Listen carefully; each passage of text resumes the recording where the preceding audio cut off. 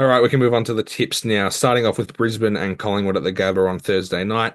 I learned recently that this is a traditional clash. They do this every year on Easter weekend at the Gabba on the Thursday night. For the last couple of years, they've been doing that. So, yeah, you learn something new every day with that. However, there is a game to talk about.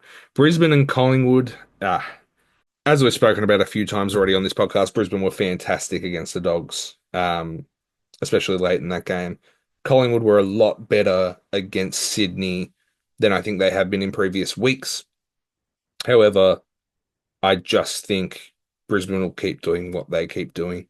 I think they're going to be up and about, and they might start the game poorly like they have been, but I just think there's no reason, and they've given me no reason to doubt that they're not going to be able to grind out a win against this Collingwood side. So that being said, I'm going to give them the win. They always seem to play close games, these two sides. So I'm not going to tip them by a lot. I'm going to tip them by 10 points against the Pies. It'll be good though. North Melbourne versus Carlton, the Good Friday Super Clash. It's going to be fun to go to the footy after not attending any games during gather round and staying in Melbourne. However, um, I think we're going to win this game pretty comfortably. North Melbourne, obviously, we spoke about their problems before and how they've been fairly competitive and they drop away quite late. Or they have done that more often than not over the last couple of weeks. Carlton have typically started games very well and dropped off. Wasn't necessarily the case against the Eagles, but it's a completely different opponent to what we've sort of faced over the first few weeks. But we've started games fairly well, and I think if we start this game very well, we're going to be able to get away from this North Melbourne side. However, in saying that, Good Friday Super Clash, they'll be up for it. They'll give us a bit at times. I just don't think over 4 quarters that they're going to be able to give us too much trouble. And I think one way or another, we're going to probably get away from them in the end. So, look, I don't know if it'll be a pumping. I'm not willing to tip a pumping. So I will tip Carlton by 35 points, but I think we'll win it fairly comfortably. West Coast versus Essendon at Optus Stadium. West Coast were just not up to it on the weekend. They haven't been up to it all season, really. And coming up against an Essendon team that are now coming off 2 wins on the trot and are looking a lot better than what they looked, especially in that Crows game. I think it's going to be another pretty comfortable win for the Bombers. They beat the D's by 39 points on the weekend. Given the way the Demons played and the way that the Eagles do play, I'd say it'll probably be around a similar margin. Um, we'll go the Dons by 47 points. Speaking of Melbourne, Melbourne versus Fremantle, I said before this was going to be a struggler for the Demons. Their issues scoring from centre clearance were plain to see against the Bombers. If you're Melbourne and you beat the Bombers at clearance and you're getting what you get from a scoring perspective out of that, which was not a lot, imagine what will happen when you come up against a side at stoppage who are as good as the Fremantle Dockers. I think this has the potential to get pretty ugly, in my opinion. And the Dockers are on form as well. They've won 3 in a row. I think they might do a number on the Demons here, a pretty big one. I'm going to tip them by 10 goals because that's like a nice round number to say, hey, they're going to smash them. But I don't really, it could be a lot more, but I'm going to say 10 goals. Adelaide GWS, this is a massive, massive game. Huge. This is going to be so interesting. I think the Giants are the better team on paper. They're the better team on form as well. The Crows are coming off 2 losses. But I also think the Crows are definitely going to be a matchup for them.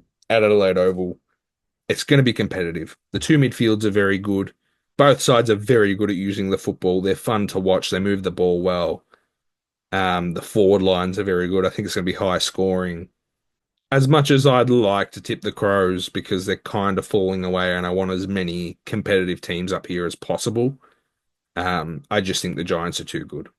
And I think this game is going to show the level that a team like the Giants is at. Like the further we go in, we're gonna see the teams start to separate themselves as really good teams with the finals competitors. And I think the Giants are a really good football team, and I think they're probably just about going to be too good for the Crows in this game. I'm not going to tip them by a lot, but I think they'll win this by 20 points. Richmond Gold Coast, we spoke about this one before briefly, I think. This is just going to be as convincing as it gets. The Dockers beat this Tigers side without a four-quarter performance on the weekend by 10 goals. And I just think a side playing footy as good as the Suns are playing, they'll just run over this Richmond side. And to be fair, Richmond at times over the last couple of weeks have given teams a good crack. And if they do that, they could make this look okay. But against a side like the Suns, Dimmer Hardwick going back to face his old side. Granted, a lot of the players are very different now, but yeah, I just think this is going to be pretty convincing once again. I'll tip him by 54 points, 9 goals. Sydney Port Adelaide is going to be so interesting. Both teams are 2 and 3. Both desperately need the win. Sydney coming off the back of a loss, would really like to redeem themselves given the way that they played. Port Adelaide coming off the win that they've come off will want to carry that momentum in, and show that they are back essentially. Port are also a bogey team for Sydney, and we have to keep that in mind. Obviously, Sydney beat them in finals, but in terms of the home and away season, Port have had their number more often than not for quite a while. I think based on what I saw in Gather Round, they're very evenly matched teams, and they both need a win, as we said.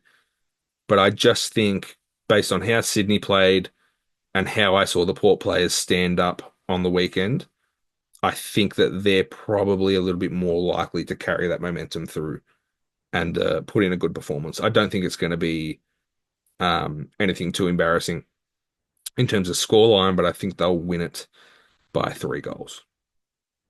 Dogs and the Saints both picked up losses during gather round. The Dogs probably should have won, and they'll be a little bit disheartened, but they'll also be pretty hungry, I think, to get that one back. And the Saints were on some very good form. Obviously picked up the loss against the Giants, so they're going to want to bounce back and show that the form that they were perhaps in over those 3 weeks wasn't really a fluke. This one's a bit of a coin flip for me. I think I was a little bit more impressed by the form of the Saints over the last few weeks, and that makes me lean slightly towards them. I think this is actually going to be very close.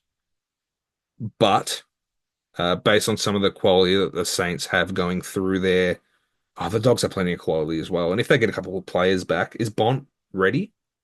That could be a game changer. I'm tipping the Bulldogs. I think the Bulldogs are going to win. Whether Bont's back or not, I think it's so close. Like I said, it's a coin flip. I've literally just changed in the space of 10 seconds. I'm going to tip the Bulldogs. I'm tipping the Bulldogs by 5 points. That's a very close one. Very close one. I'm gonna be pretty interested in that one. We finished the weekend on Easter Monday with Geelong and Hawthorn. Geelong coming off a massive win against the Crows at the start of gather round. Hawthorn coming off quite a big loss at the end of gather round. Is there anything to be made of the breaks there? Because Hawthorn get an 8-day break, but Geelong get those extra 3 days. I don't know what is to be made of that. Maybe it's a non-story. I don't know. I don't really care.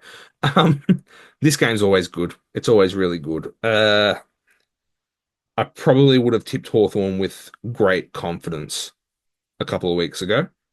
Now this Port game has happened, and obviously doubts creep in. And I know I said that I think Hawthorn are still a really good side, but I think this is very interesting now, and it could go either way. I still think Hawthorn are the better side. I still think they're the better side. And that makes me think that they're probably going to bounce back here. Because good sides should be doing that. After a loss like what they copped, I think they'll bounce back. Geelong are good, but it would be a statement victory for Hawthorn, especially when we're expecting them to be flag contenders to dispatch of the Cats on Easter Monday and bounce back and show that they're still the real deal. So I'm going to tip Hawthorn, not by a lot. We'll tip them by 16 points. I think it's going to be a very good game. And that brings us to the end of round 6. A couple of very interesting games. It's going to be a good weekend of footy to watch, I think.